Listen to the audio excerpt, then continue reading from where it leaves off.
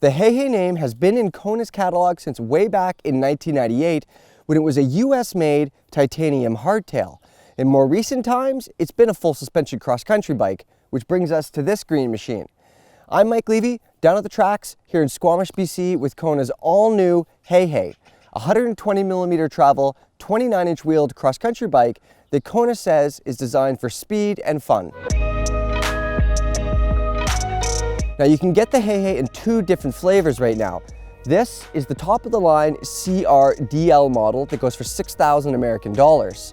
4,500 bucks gets you the standard CR version that's based on the same frame, or speaking of frames, you can pick up one of those for 3,100 bucks if you want to build it yourself. Okay, less numbers and more details. The frame is all new and it's carbon from head tube to dropout. The bearings look relatively huge for being a cross-country bike, and it has a one-piece carbon fiber link that compresses the shock. The chainstays, well, they are gigantic box section things, and there's no axle pivot. We'll talk about the suspension in a minute though. There's room for two large bottles inside the front triangle. Bless you, Kona. That's a great thing for a bike like this that's meant for some all-day adventures. Cable routing is all internal, goes in at the head tube, and strangely, it comes out here at the seat tube before going up inside the seat stays. Now it looks a little bit odd. I've been riding this bike for over a month now and I haven't had any issues. There's also a set of ISCG tabs around the bottom bracket shelf for you to put a chain guide on if you want to do that.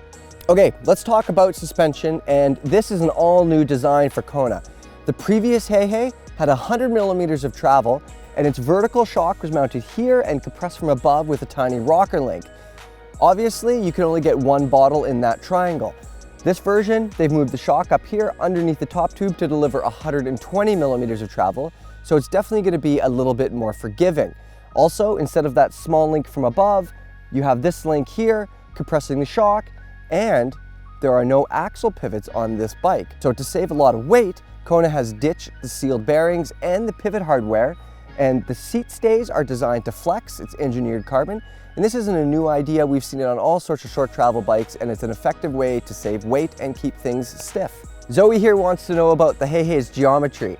So I'm 5'10" and I'm on a large size Hei Hei. That is a 465mm reach. So it's not super long, but it's also not super short. Medium down to 440, and an extra large stretches all the way out to 500. Head angle, 67.5 degrees, and a seat angle, 75 degrees. Zoe, the chainstays on all the bikes are 430mm across the size range. Let's talk about some riding impressions now though. I've been on the Hei Hei for the last month here in Squamish. Plenty of big, rowdy rides on this thing. So, climbing first. It is not a race bike and it doesn't feel like one. One of those race bikes, those 100mm travel, firm feeling things, they light a fire under your ass on those fire road climbs. Where this, you're probably gonna reach down for this pedal assist switch if you're looking to set any KOMs. It's not that it's inefficient. When I look down, the suspension isn't moving, but it is definitely forgiving and deep feeling. The flip side to that is on technical climbing trails where traction is questionable, this thing stays glued to the ground and you can stay glued to the seat. You don't have to stand up and get out of the seat, which gives you more traction. Sure, it doesn't light a fire under your ass like a race bike, but in the real world, it's a hell of a lot more usable. So you're at the top of the hill, it's time to come back down. What is this thing? Is it a cross-country bike? Is it a down-country bike? Is it a trail bike even? Well, handling-wise, it feels very much like a, let's call it a fun country bike. It's a little bit more relaxed for sure than a pure race bike, but it definitely requires a steady hand when things get steep and sketchy. This is not something like a tall boy that's even more relaxed and even more forgiving.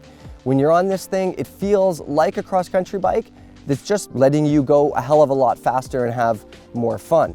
Again, that deep feeling suspension, it takes way less out of you than a firmer bike does. So you could stay seated, longer rides, you feel way better after, and that's why something like this is quite the weapon for stage racing or big long days in the saddle. Okay, so that's enough for the Hei Hei. I'm gonna get off these tracks before a train comes. We'll see you guys out there.